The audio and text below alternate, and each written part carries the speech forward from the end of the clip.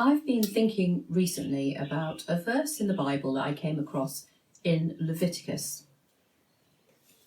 In Leviticus 23, verse 10, it says, "When you enter the land I am giving you, and you harvest its first crops, bring the priest a bundle of grain from the first cutting of your grain harvest."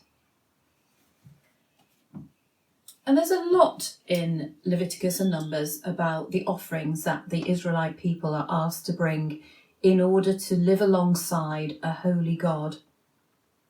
But I did start wondering about why God asked for the first, because it's not necessarily the best. I know from when we grow courgettes and beans that the very first beans and courgettes that they produce are pretty puny compared to the rest of the harvest that is going to follow. And what I wondered was, is it because they contain the promise of what's to come?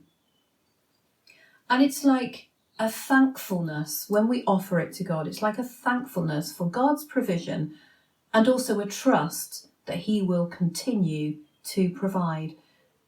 But it's also, I think, a thanking God before the harvest. And I think there's something quite significant in that, really.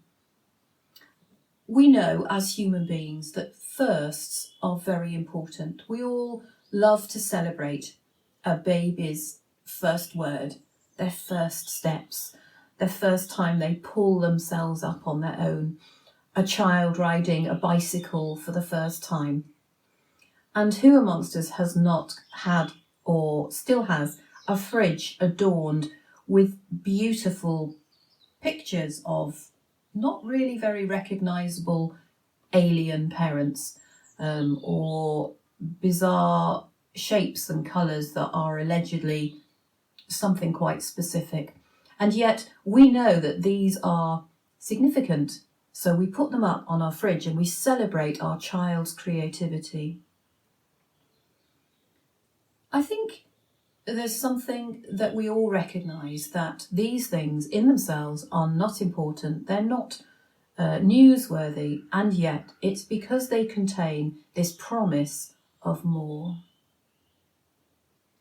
In the carol, O Little Town of Bethlehem, there's a beautiful line that says, "The hopes and fears of all our years are met in thee tonight." And I love that concept, that when we bring things to God, and we can bring Him everything, He will take our hopes, our fears, and they're often the two sides of a coin. When we step out and do something for the first time, we're being bold, we're being courageous, but also quite possibly apprehensive and a little fearful. The first time we talked to a friend about our faith. The first time we did a Zoom service on church, or we're brave enough to do a My Story. All of these things require courage for the first time, and yet they contain the promise of so much more in the way of harvest.